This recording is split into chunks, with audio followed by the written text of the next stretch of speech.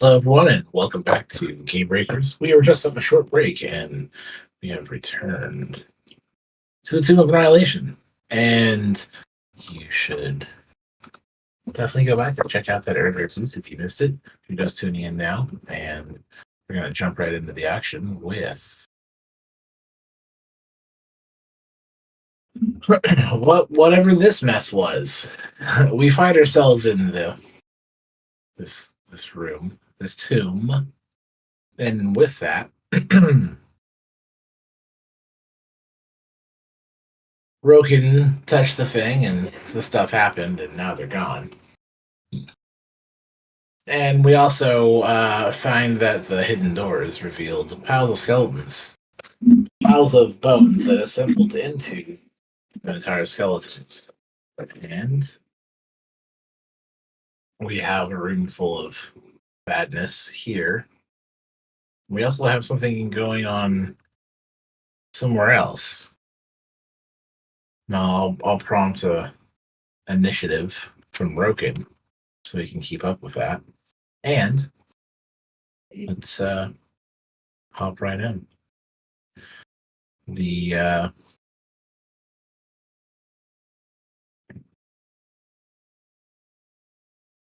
21.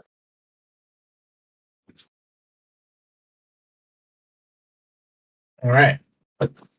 That does put you precisely first.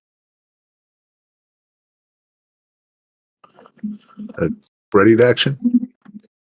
Oh, yes, we did discuss the ready to action. You were hidden there and was waiting for a thing to present.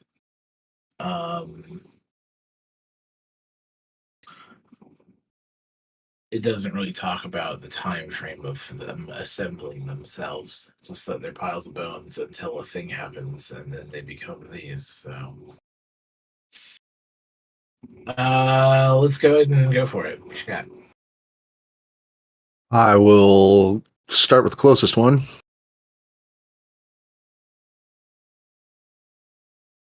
Uh, 24 to hit. You'll do that. Did I see you? No. Okay.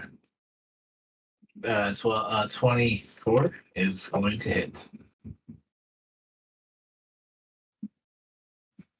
Undead and evil. Undead, evil. Oh, starting off with some crap damage. 22. All right.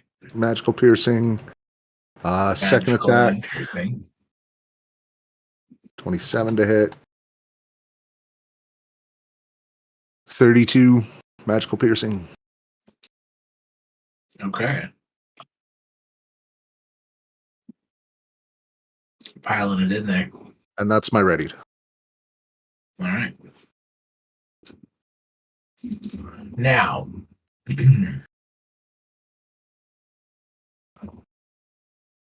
there are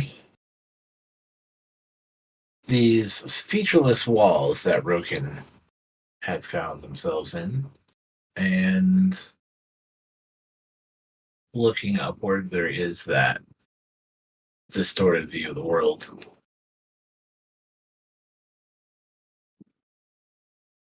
So And you have about a 20-foot visibility. There seems to be lighting, but heavy fog.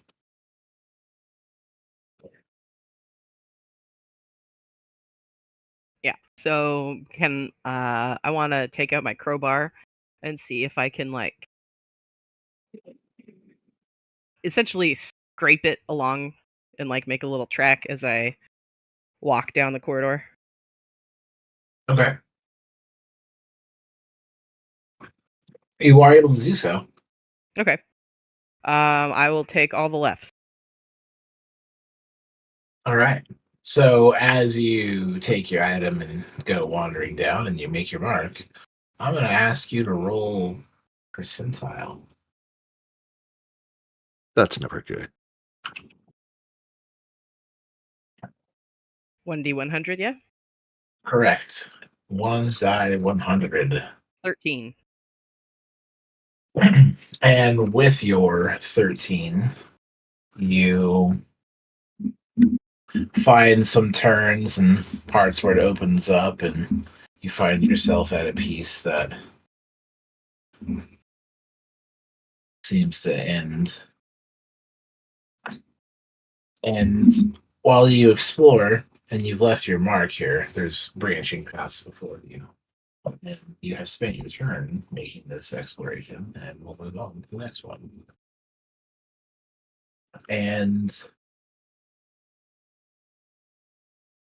with a look around, Tim will step forward and touch the maze also. And then Tim's going to make 50-100. Right. And after that, we have Wayne, which I believe the attack would have revealed you, right? And then we're working on passives and stuff. Yeah, I mean, I'm not invisible. It doesn't like drop anything. But yeah, they still have my passive stealth versus their disadvantaged perception.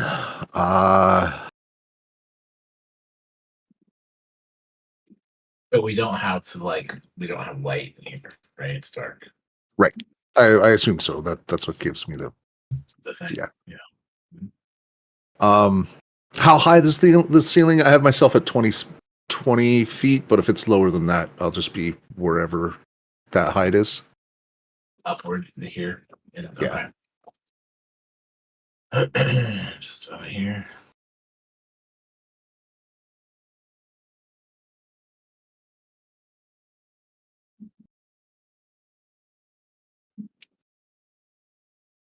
So move to the center of the room, and then I will remember that I'm a fucking warlock, and I will cast Hex as a bonus action.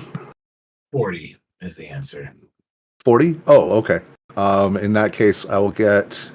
Ooh, let me check the range on Hex.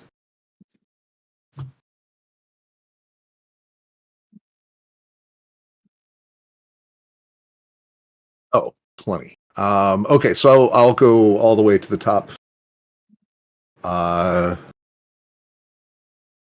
that's 20 up and 10 over.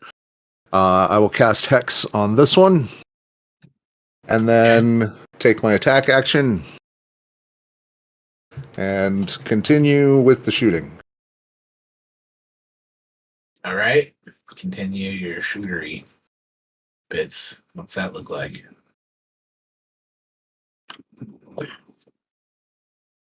That's 26 on the first shot. 24 damage.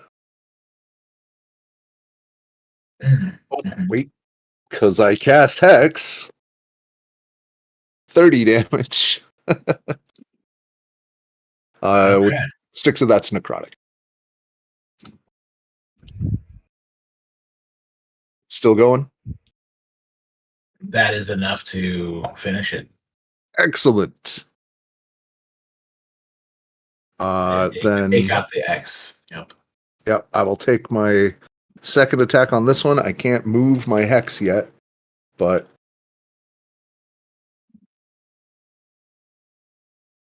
hopefully a 30 hits. If not, we are all doomed. 30 magical piercing damage.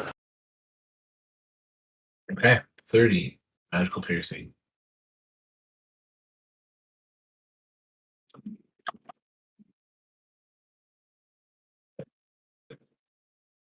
And the shots find their place. And his Hex is a little, just a tiny crescent moon that lights up on their temple or wherever the target mark is. Mm-hmm. Right. It's the red dot. Yeah. And that is, I guess, what's the lunatic doing? Lunatic's gonna hang out for a second. Doesn't feel particularly helpful. because that's his flaw. And that is it. There we go. Well, Did you I hear that, Thomas? see. He's going to go ahead and take the full defense action because why not? But other than that, nothing. Copy that. We did just recently resolve this mess out here, and that playing out Wongo there, that would earn the inspiration for the lunatic. That is how that works. I was hoping so. And you have the two of you have taken your turns there, yeah. Okay. Query regarding Chippy and Alex. See, Alex is invisible. Is Chippy also? I was trying to decide that because so the last thing I said about that is that yes, he turned invisible and then he was doing loop to loops with the flame thing. I'm thinking that when the previous combat ended, he would probably stop the flames after he got bored just swooping around playing with it. But I did say he went invisible, and in general, that's been his main thing. So I think the two of them were. I also intended that they'd be flying up by the ceiling, but I definitely didn't say that. So I think it's fair to say that Alex, I had written her altitude in the little blue box at 20, but probably Chippy was on the ground. But yeah, I think it's safe to say they're both invisible.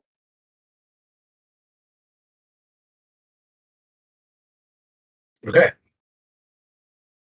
I think in general that's going to be his default mode because that's what his internal god thing likes to do.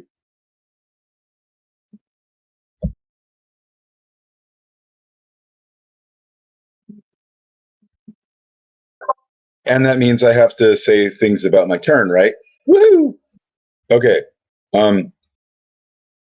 Well, I was trying to check in with what your status was there, if you'd spent the spell slots or whatever. So you are currently Viz, yeah. And what we have here is we have some.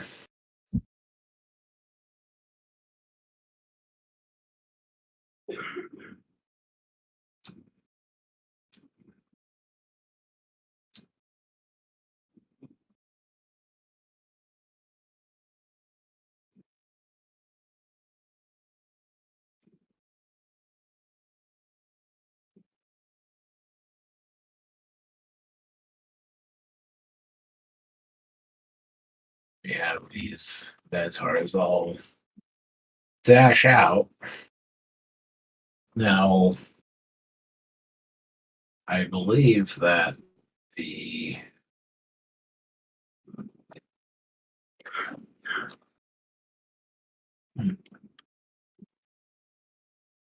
we're going to go through a few of these here, and they rush forward and they have that bull charge type action going, but they can't reach any of you there. Now, I didn't check here. I'm looking at your blue. Alex and Chippy. See, Alex is 20 feet up. Chippy looks like he's on the ground floor. Is that right? That one's dead. Yeah. So that's fair to assume. I think in general he would probably. I think he'd rather be flying, but I didn't say that. So let's say he's on the ground. Yeah. and with all of them rushing after Wayne in this way, there's none of them that would have passed you or interacted with you. So they'll run out there and do that. This one under here. Let's see. It's large, wide. No, it's large. It's large. They make it 10 tall, right? 10. It's near 40. Doesn't have any of that. They're not too smart. Yeah. They kind of jump up and swipe at you ineffectually for their turn.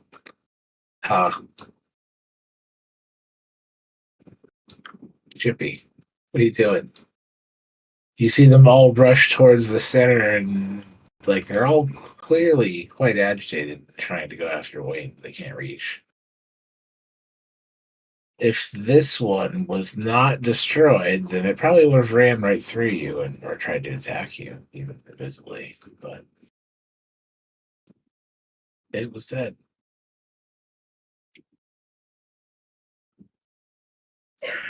Considering your fate there, what do you do next? I think we're gonna. I think Chippy's gonna go with a storm sphere. That's been a lot of fun in the past. So we're gonna do that again. 20-foot radius sphere. So Wayne's higher than 20 feet, right? Yeah, he's at 40. Yeah, and obviously, well, it's 40 tall, so he's like at 35 or Yeah, whatever. I'll correct that. and I think Chippy's gonna go ahead and fly up on his broom while he's at it, because looks like all the cool kids are doing it. Just makes sense, But so we will do the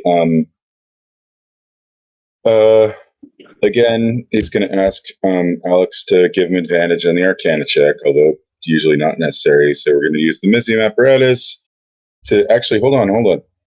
Does he actually have? You may know that one. You may not need the apparatus. Nah, he doesn't know it. Anyway, okay, Mizium apparatus, and has it been a full minute since the other combat in the other room? Because if so, his blade song would be over, which is not. No. Well, let's see. Hold on. Pretty close, right? Yeah, it would have been over a minute because that's how long the room can spend searching for the invisible keyhole. Right. Before going upstairs. So yeah, more than. So we don't have as good of armor class as we sometimes do, but anyway. All right, so Mizium apparatus.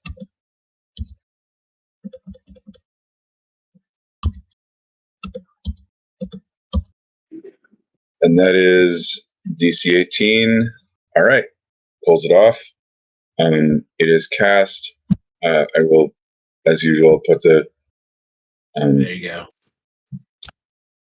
Yeah, so you should be able to move that around, I think.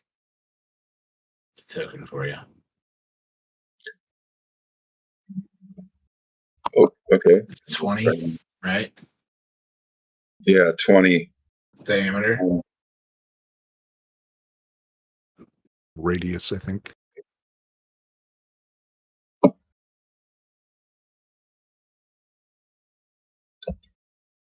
Double check, of course.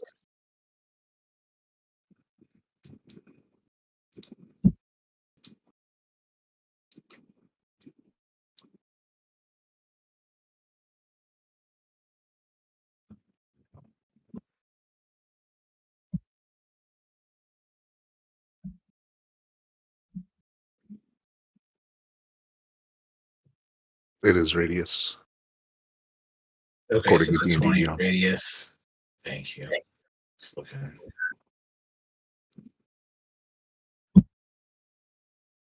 We have maybe a link. Anyway, all right. It's a radius and it's a rounding easily. All right, there's the link, and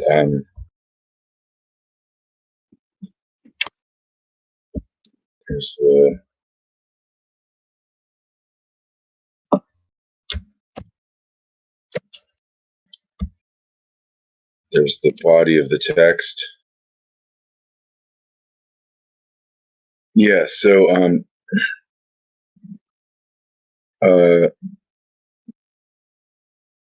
each creature in the sphere, when it appears or that ends its turn there, must succeed on a strength saving throw. Strength, they're probably pretty strong. That's too bad. Or take 2d6 bludgeoning. It's difficult terrain. Okay, so I'm going to try and move that. I think I want it slightly to the left. It should be yours to grab and move. Thank you. Let's see. Yeah, let's do it like that. So if any of us want to come down the stairwell, they still have an aisle. Okay, so any that don't make the There's saving no throw. one upstairs. There's no one up there though. Those people aren't there. Oh, all three of them are gone. All right. Yeah. A bonus action on each turn. So I think that may mean on the turn it's cast, right? It takes an action to cast. But it's like right now, and then also if they start the turn there. So I'll do a single roll for them, and then we'll just go. Boop. I see.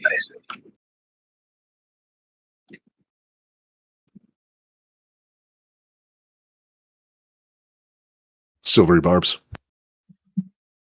Wah wah wah wah. Boom. Oh, that is a nice usage right there. Considering I rolled it as a group, it wouldn't necessarily be the best case, but it's kind of cool, so I'll take it. I mean, expedite sense. And I'm thinking the lightning. So I'm assuming the 11 is not enough. Oh yeah, it would be DC 19. His spell save DC is against his stuff is DC 19. So roll up your damage there, right? So that's 2d6, and then the bludgeoning. The coming lightning attack will be on that one right there on the kind of top right. You see, next to Wayne. But I think okay, so I have to do RSA for that. Anyway, 2d6 first. All right. 2d6, and that's 6. Okay. And then I'll do the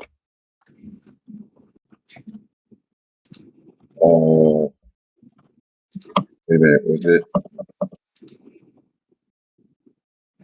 advantage if they're in the sphere? Okay.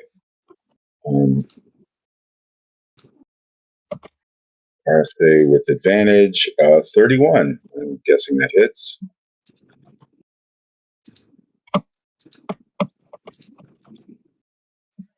And 46.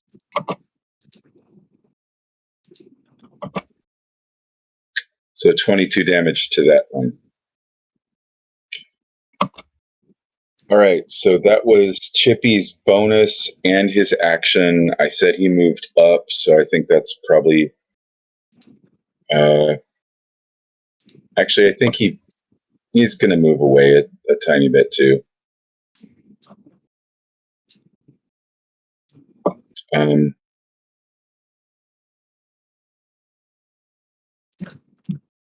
And then, how high was Wayne again?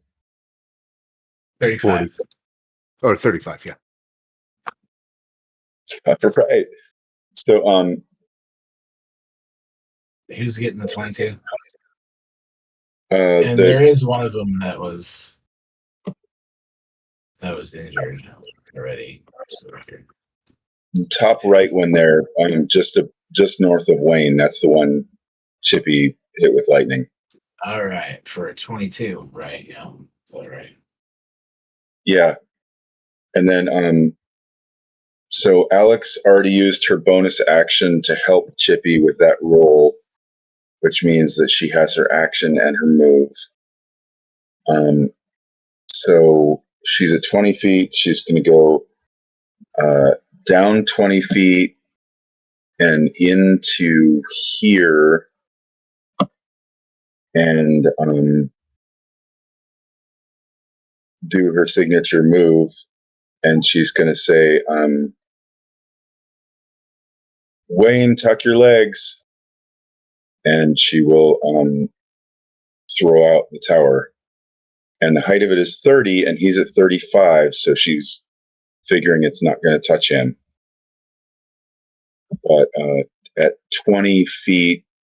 That puts it at from this point. So that would be damn it, the pen thing. Oh, there it is. Okay.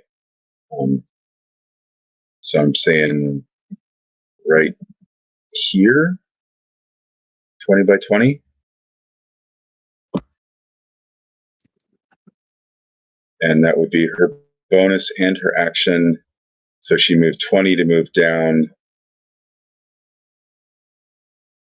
And then I guess, so she has a total of 30 movement. So she'll move back 5 and up 5. So she's now at a height of 5 feet. And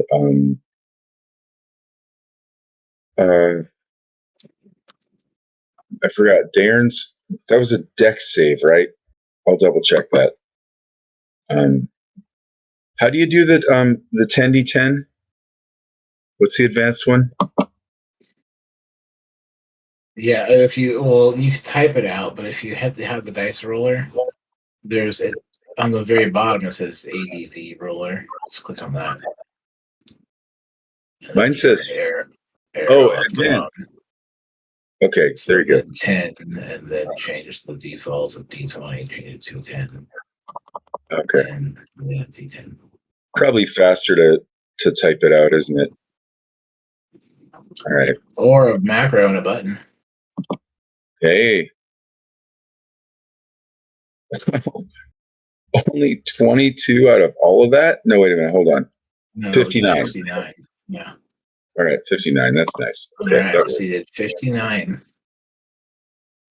And I think that's it now. Did I forget anything? Oh, they got a saving throw from that.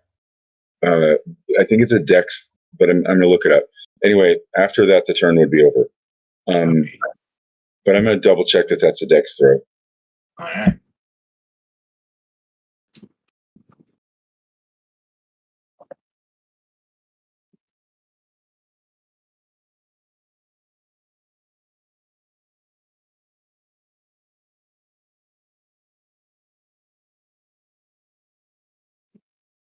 Got some area spells and instant fortresses. Just wrecking house over here.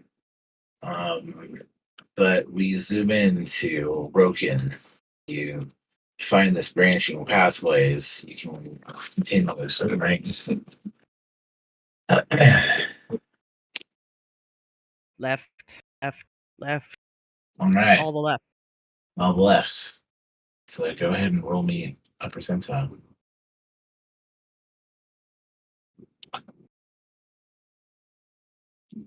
12. I rolled 13 last time. That's wild. Right? Indeed. And random. As you randomly check the D100, oof, this is how it is. You come around one of these lefts and you find yourself face to face with a Minotaur. Oh. Is it friendly? While it looks very friendly, the chinked and bloody axe that's carrying does not. Oh. Huh? Does it see me? Yeah. Okay. Indeed, it does seem to be that way. And so you spent your turn, and we did an explore, and you did a find. So I'll have you and the Minotaur's going to join the initiative here. And here we go.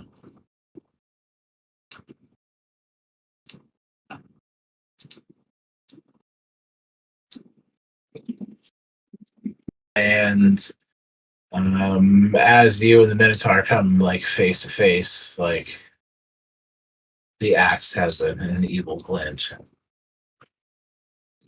There is a voice that you hear, familiar. Tim yelling, "Roken, are you here?" And as the word "here" is yelled, you can hear it grow distant.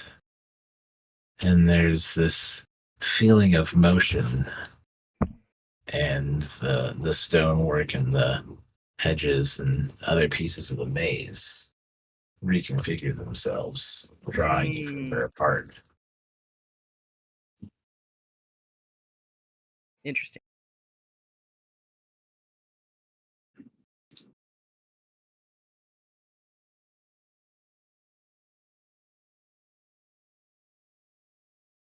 Okay.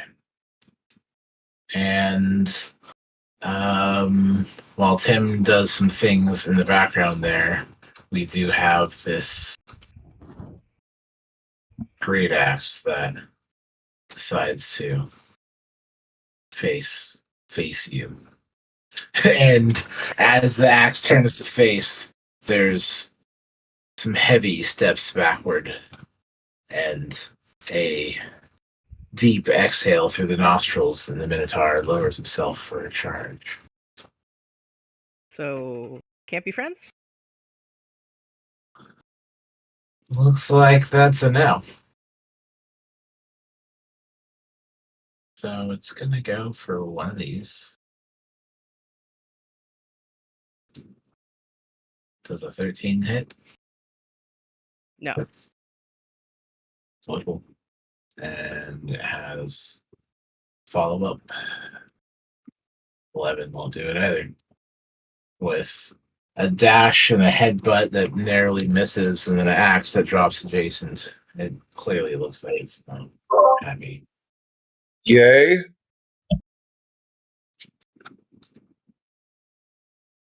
All right, so did we ever get a resolution on save? Yeah. What save? For the fortress there from Chippy. Oh. Yeah, I put it in the chat. It's DC 15 deck save. Oh, Just- I missed it. Just for those Nice. 4 in the area. Indeed.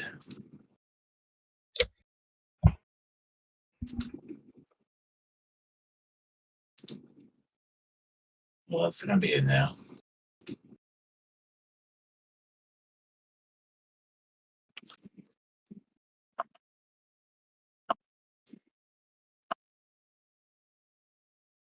Bellum bids are slow on the side as the fortress manifests. Does the fortress take damage? I mean, it's in the storm sphere. We'll revisit that. But these remaining skeletons. That's a good question. Starts its turn inside, so it's going to take that base damage, the first one, right? The area. Each turn, it makes a save. Okay. So those inside made the dex save and failed. Now everyone in the storm sphere makes a strength save. Looks like that's enough, so they don't take the 2d6. All right. This one takes a step back and then does the rush and strikes the Trippy.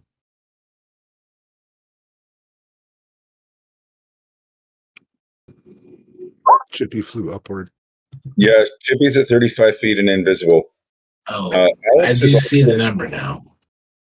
Alex is also invisible, but she's only at 5 feet. Gotcha. Now, he did make the RSA, the spell attack with the lightning, right? Like, that would reveal you're not invisible after that, right? You make an attack. That's true. Yeah. So he's at 35 feet, but not invisible. Right. Hi. And Good point. Thank you. I do think it's like we could debate whether the instant fortress that just destroyed 4 enemies is an attack or not, but being that that Alex is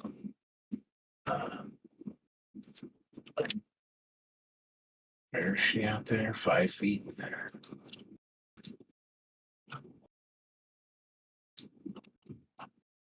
There is a save, but it's not an attack roll, so anyway. I think the errands would probably break the sanctuary, but invis. It looks like with that, they're gonna try to step back out of the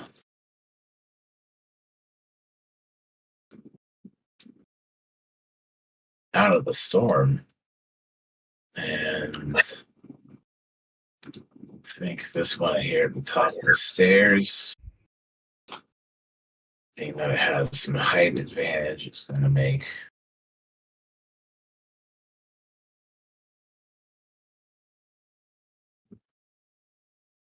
this will be like a +2. Yeah.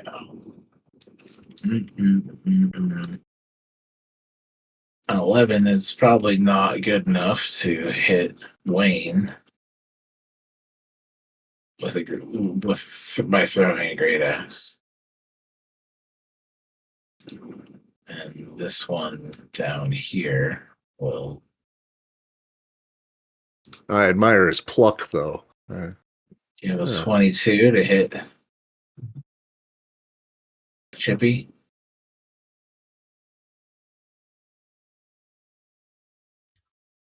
Oh yeah, that might just do it because he didn't start his blade song.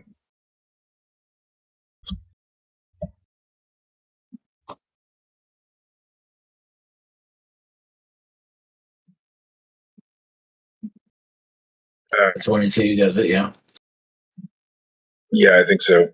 All right, so does 11 slashing as the great axe takes to the air. 11 slashing. All right. And that's it for these skeletons. Wayne.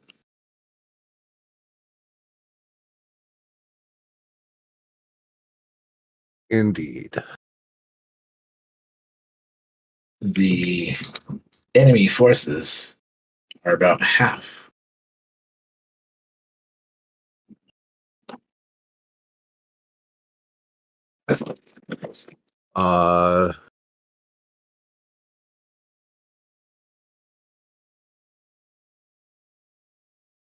First, as a bonus action, I will move the hex to which one looks. There was one that was less that took less damage than the others, right? That wasn't in the sphere. Is that wrong on that? They all took damage. There's 2 of them that look more damaged, and those are the ones that attacked back. Okay. You got me. Yeah. I will move the hex to this one. Okay. He gets hexed. And take a shot. Sharpshooter, etc.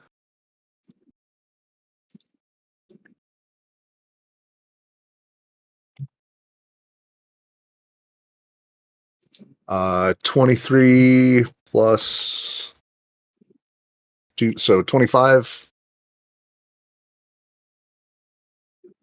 to hit damage. It was damage. Like 29 to hit. Yeah. If it's something stupid, I'll just skip straight to damage. Copy that. All right, so we have a damage number, and could you repeat it for me?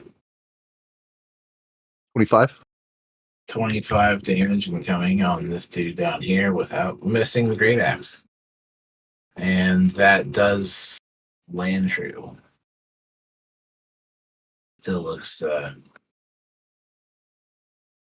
good to go. 22 to hit. Yep. 17 more weight. 23 more. Mm-hmm.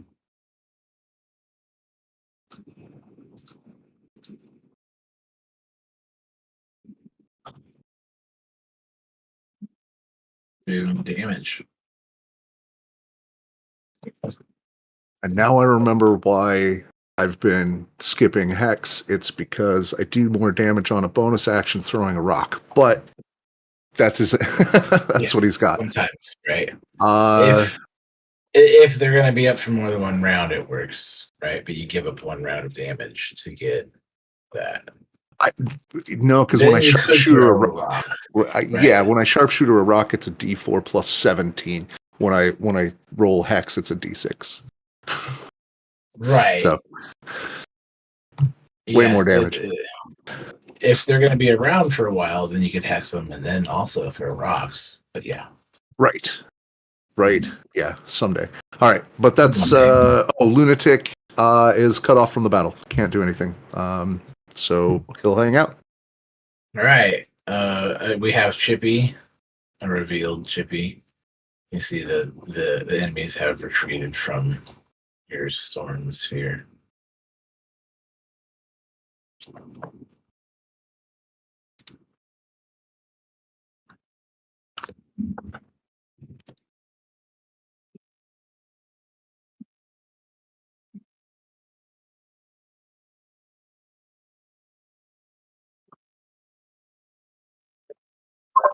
Okay. Did you say the ceiling is 40 foot high?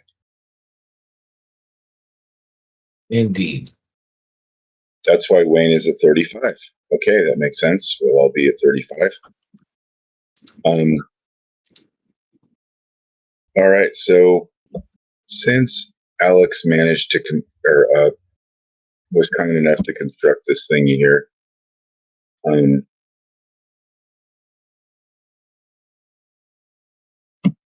he's going to go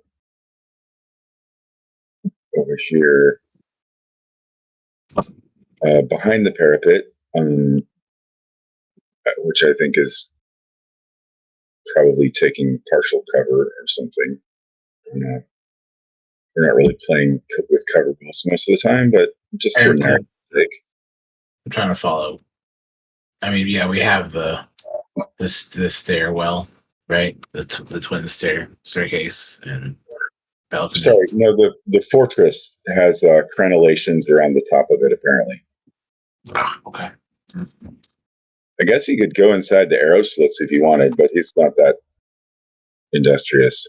Okay, so anyway, he moves over there, and as a bonus action, let's zap somebody. Nobody's in the middle, so I don't know, arbitrarily.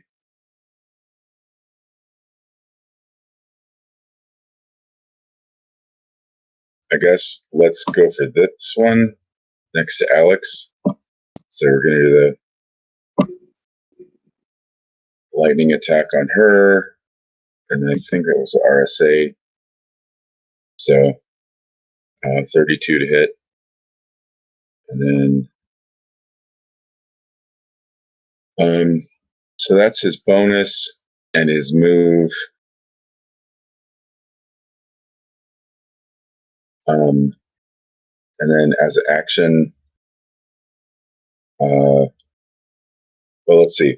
Let's do the damage on that first. So I'm an idiot. I already forgot. What was the damage on that? 48, 46. It's pretty weak, isn't it? All right, 46.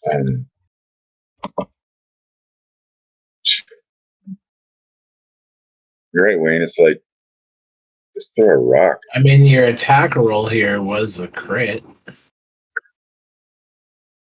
Natural 20. Hey, that's the point. Thank you. I don't know if that has a difference on a lightning strike, but whatever. Anyway, Anything that makes an attack roll gets doubled on crit. Yeah, so instead of 4, it'd be 8d6, yeah. Or an extra 4 or whatever. Yeah.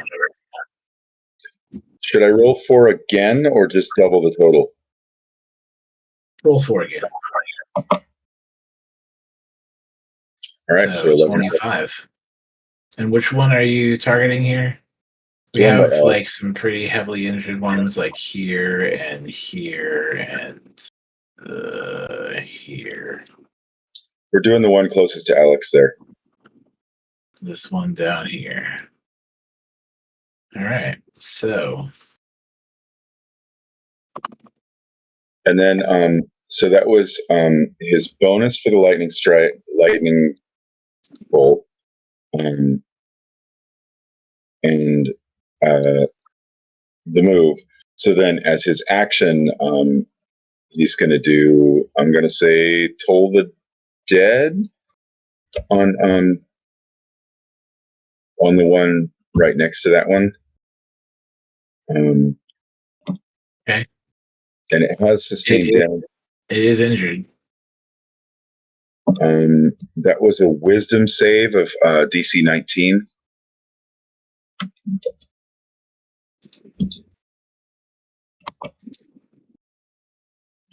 Nope.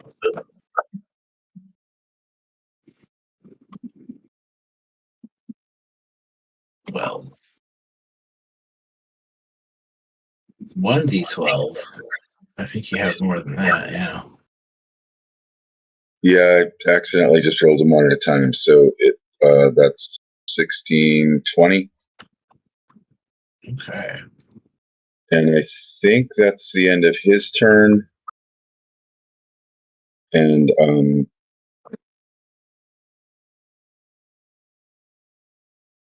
Alex will fly up to a height of 35 feet.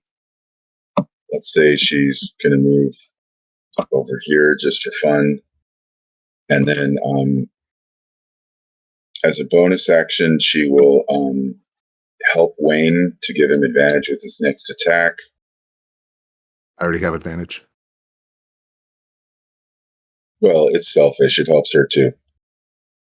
It was a Chippy. He'll use it. All right. She'll help Chippy with his next attack. And she will fire her pistol at that same one, which is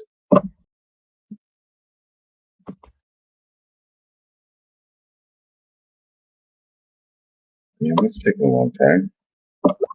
There it is. Oh, critical miss. Yeah, okay. Critical miss on the pistol fire. So I'm thinking that doesn't hit. Indeed. But we do have the criticals ones, right? So you're going to have to spend a turn to clear your weapon or ready your weapon before you can use it again. All right. And I think that's the end of her turn. All right. With that, we have Broken and Fox, who narrowly avoided the goring horns and great axe of this Minotaur. Seems intent on holding you back.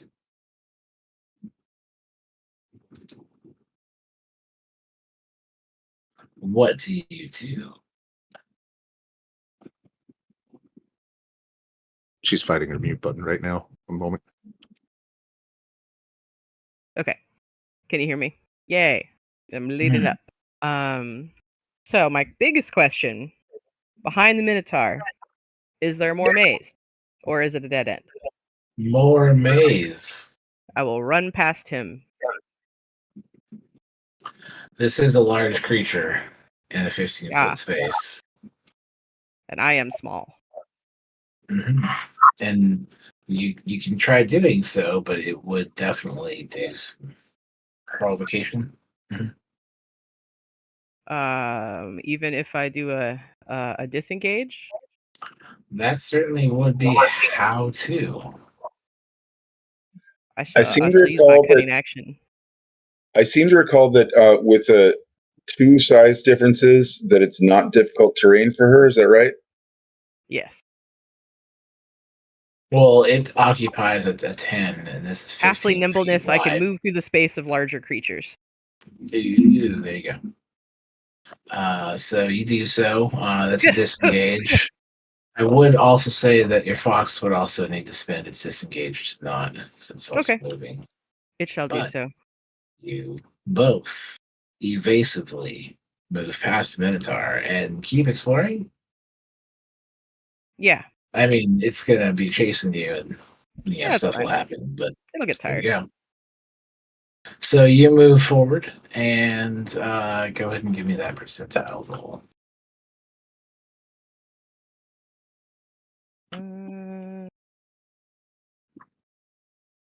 Would I be able to use an item?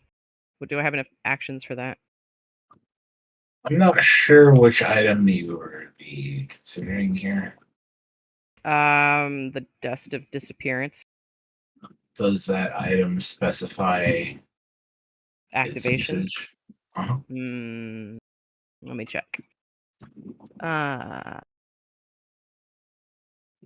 You use the dust into the air. You and each creature and object within 10 feet of you become invisible for 2d4 minutes. So I have to use an action. Okay.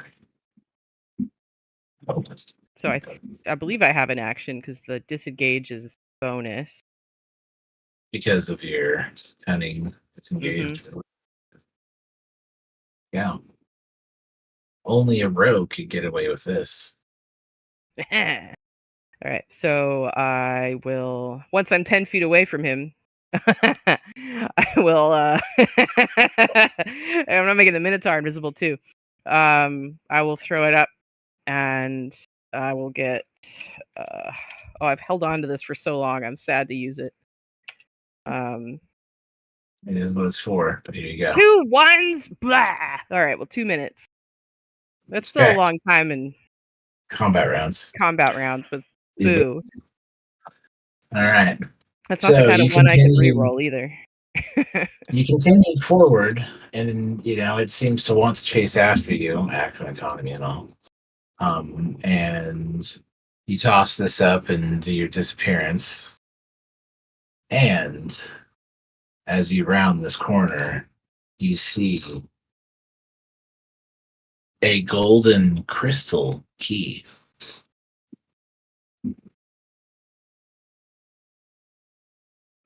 Is it would it be an action to drop something? You could typically, just unhand a thing in your hands, but also like object interactions, some simple like this could be part of your movement. So what I'm thinking is, as I was pulling out the Dust of Disappearance, I also would have pulled out something else. The Dust of Sneezing and Choking, and and all I want to do is just like not break it, right? I just want to drop it on the ground. Because it looks like the Dust of Disappearance. Okay. And then I am going to yeah, if that's allowable. Yeah, you could, pull the two things out and drop one while opening, and spend your action to open the other. Cool. So I will do that. So action and bonus and some of your move. And as I'd mentioned, some like picking up a key or something like this could be part of your, environmental interaction as part of your movement. Yeah, I guess I will. If I can, I'll pick it up. Sure. Okay. If it's a trap, I guess we'll see. Like, did you check it for traps first? It takes a whole minute. This guy's chasing you. Well, when you grab the key, you and the fox are whisked away and find yourselves adjacent to the sarcophagus. I don't have any actions. I can't unlock it. Oh, the fox can. I'm gonna give the key. The fox will take the key out of my hand and put it in the lock. Okay. So it runs with. It runs over and We're still invisible.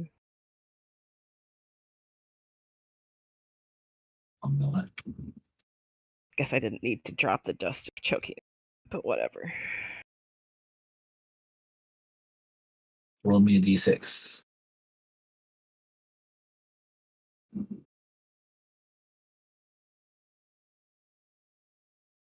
6. Okay.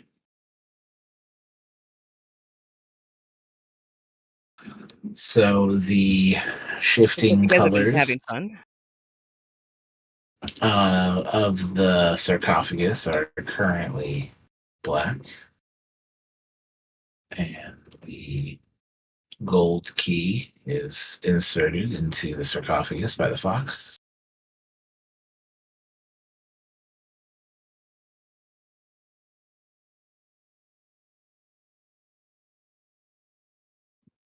And the key disappears.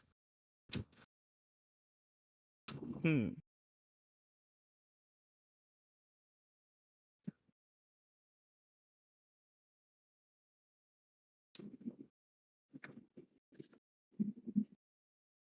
Is one of the And- colors that the thing turns gold? Yes, it is. Okay. That I see what's happening here. Well, you can tell me And- in my mind. Tim. Oh no, the psychic link is down. Tim, having arrived here, says, "I have a key," and holds up a blue crystal key. All right. Wait for it to turn blue, maybe. And then looks around. I thought you would have taken care of these. You've been gone 12 seconds. Give me some time. And then steps forward and starts swinging around that recently acquired goat-headed staff of his, which happens to conveniently have this macro. Wait, we dispatched 6 out of 10 of them. I mean, come on. And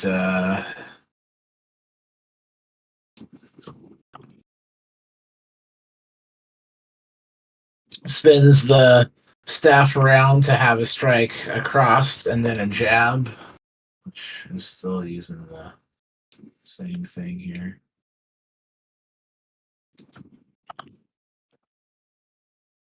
And then seems to flourish it with spinning third strike there, seeing Tim go to town.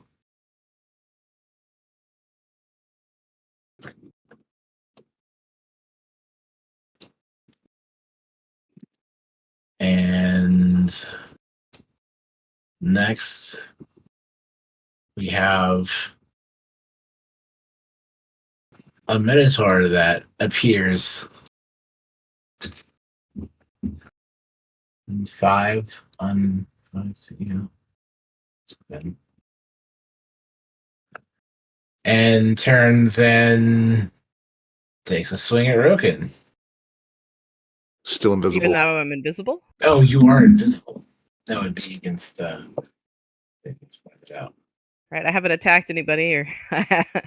Done the thing yet, so yeah. It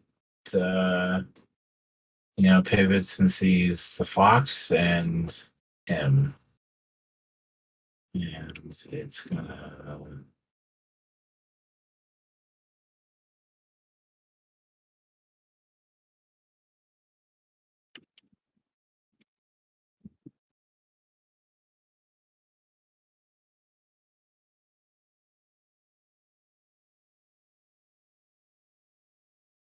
take a swing at the fox. 12 hit? Not much. Nope. And with the great axe hitting the ground adjacent, we now go to this skeleton here. This one here, adjacent to Tim, makes its great axe strike, and as the various minotaurs begin swinging and making their selves well known,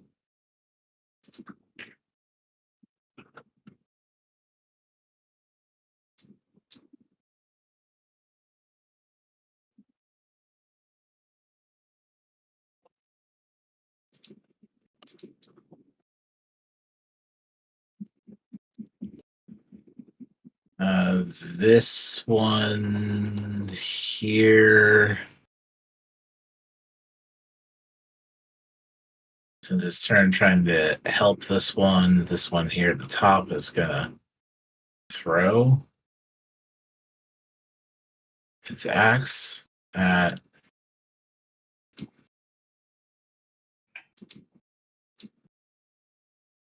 Chippy.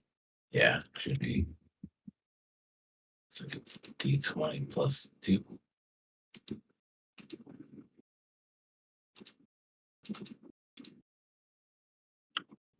$21.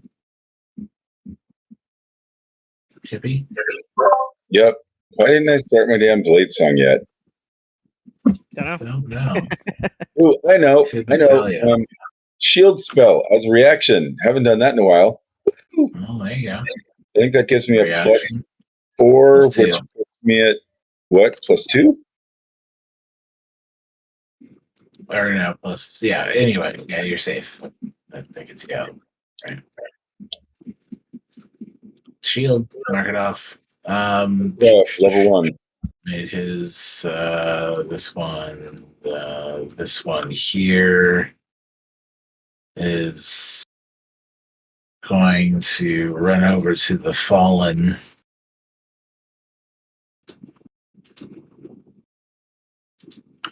great axe, throw one at Chippy, and then pick up a second one. 19 first attack. Reach down and grab the one from the ground, and then throw that one.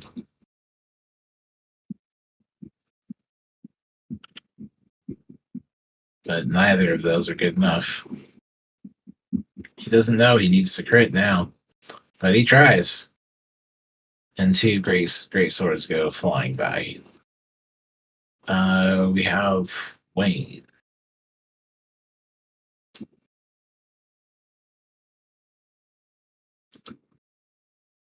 A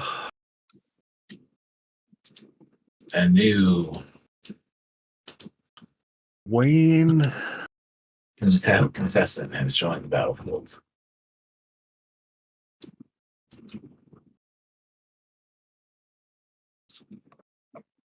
It's 5.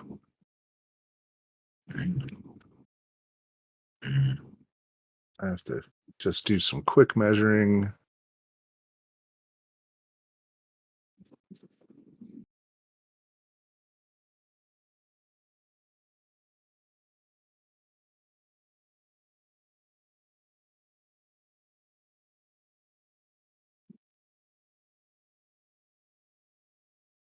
Perfect.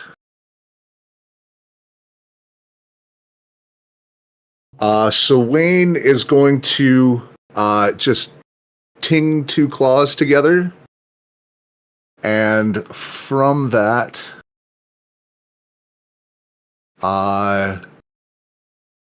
2 little bright motes just go flitting over and then erupt into a 20-foot radius sphere centered here and here off in the corner so that it catches all of them and none of us. Copy. At which point all of them need to make so this is Dolorous Motes, an exalted spell.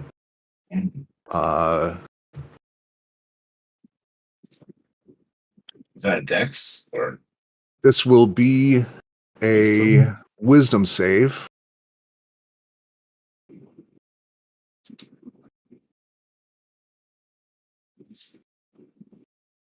the best they could do? Well, I'm going to silvery barbs that. Was that just? Oh, that's that was for the group again. Okay. Right. Because a crit on a save is a crit. So, what about the Minotaur?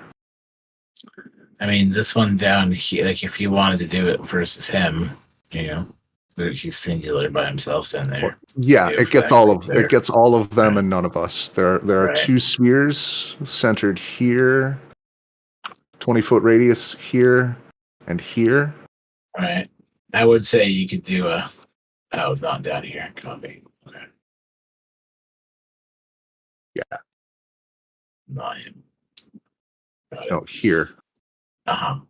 I see it now. Thanks.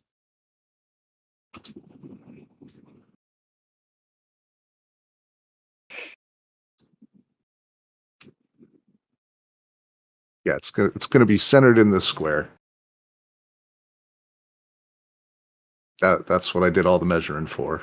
Cool. Yeah, I was trying to put it down. Thank you. For some reason, I thought it was like at the opposite corners. I guess it was. I was looking at different things too, so I missed it. All right, so And if you had it centered on the ground, then it wouldn't reach up vertically to Alex anyway.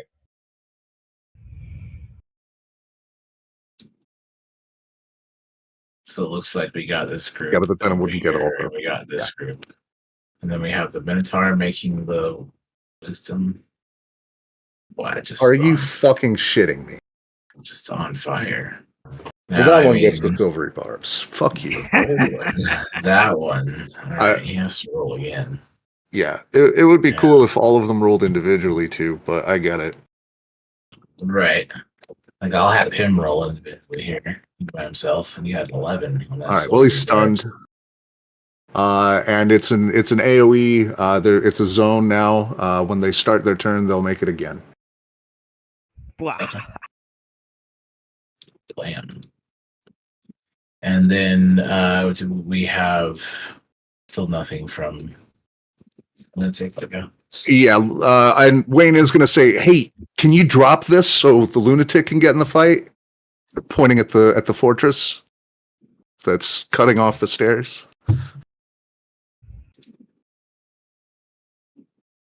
Mhm. Communication is made, and Both Chippy Yes, and Chippy. Alex will simultaneously say, "Oh yeah, I'm so sorry." then it's their turn. They will simultaneously both drop the storm sphere and the fortress.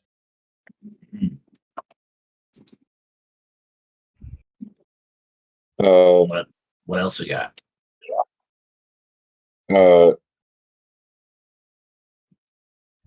Chippy's gonna say, "All right, better late than never," and start his blade song, his bonus action. And I have to look up what type of action it is for her to take to collapse the tower. I think it's probably a full action. So then she would use her bonus action again to help him on his attack on his next round. But in this round, she already did that last turn. So assuming he can drop the spell without using his full action, you can end concentration on a spell more or less as a free action, right? I think he can just choose to drop it. Yeah. All right, so that means he used his bonus to start his blade song. He's going to use his normal his regular action to attack with a cantrip. I'm going to say Toll the Dead seems to work pretty well. Okay. Who's getting it? The skeleton next to Tim and Roken. So yeah, that's a Wisdom. DC 19 Wisdom. Nope. And then let's see, /R 3D12. Let's see if that works. Hey, 22. All right, 22 on him. Oh yeah. Plus he gets plus 1d6 because she helped him. Toss it in. All right, how do I get out of the advanced thingy? You can just click the symbol up top and still get that quickly. Single die. Basic roll. Yeah. Ah, there we go. Okay, so +3, so it's 25 total. And that was his bonus and his action, and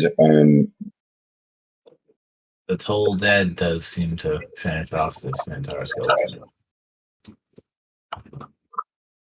and then oh, wow, there's a skeleton dude right here, huh?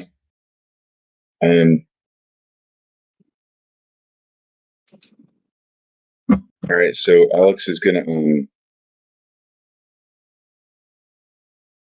go invisible and hug the ceiling, and how tall are these skeletons, Minotaur skeletons? Probably 20 feet. 10. 10. Mm-hmm.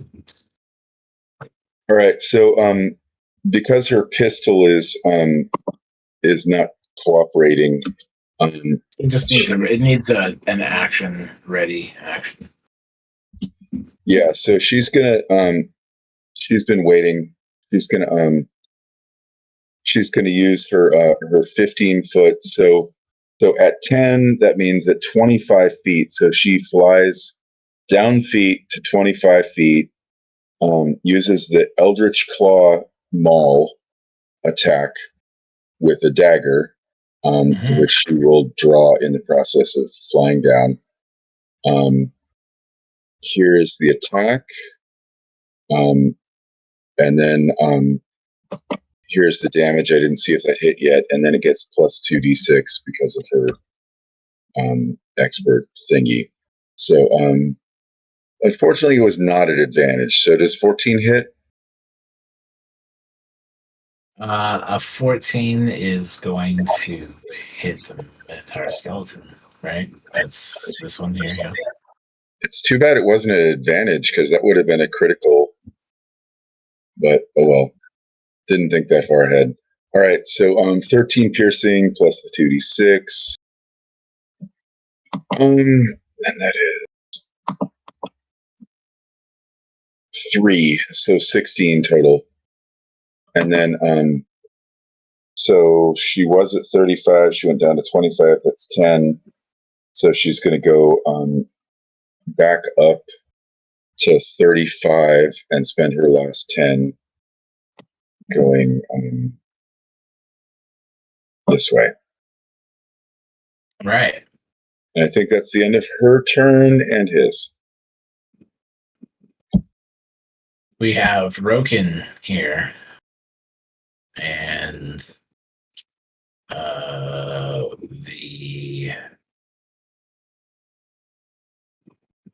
skeleton to your west is down, but the Minotaur that was chasing you is swinging. It didn't take the bait. Dang it! No, it's stunned. Yeah. Oh, it had taken the swing before, but the dust of choking and sneezing, it didn't pick it up. That's what I'm saying. Anyway, that'll be a fun treat for the next person who goes through the maze. Of course.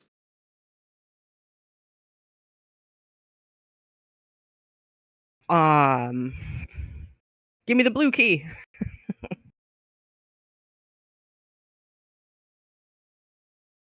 And Tim was like mid-fighting, but turns to you and tosses it over. Right. Easy enough. I wait till it's blue and I turn it. That happens within the 3 seconds of my turn. Right. We had seen that it had changed colors, right? And we had seen that it was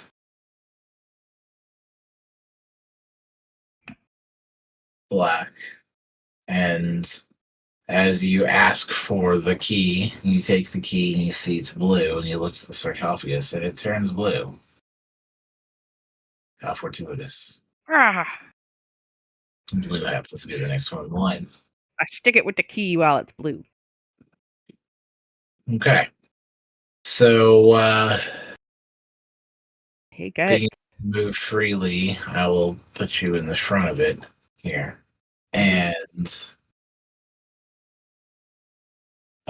with that, you insert the key. And when the key fits in, you feel almost a little tug or a pull at the end as it slides into place. And as it slides into place, there is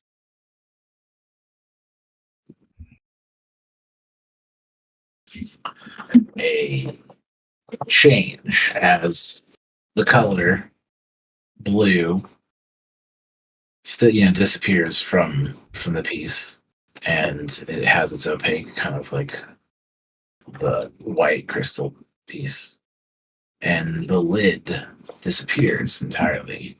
Ooh. Its contents, and for More those bones. looking inside, you see that it seems to be there's a number of items that are partially buried in salt. You would have to do some unearthing and digging to clear it all out. And, well, I don't do that. that's you and Tim here. Inclined to go ahead and pause because we're a little past our running time, but also I think we're probably like within one turn of like finishing off. There's very few enemies left here. Right? It might be a good dramatic pause here to go ahead and call it our evening and come back and visit our crew next week. And for those watching at home, I hope you enjoyed the show. If you like, go ahead and hit the like button down there and hit subscribe to see some more. You should check out our Patreon so you can help us do it better next time. And until then, have a good game. Bye. Bye, everybody.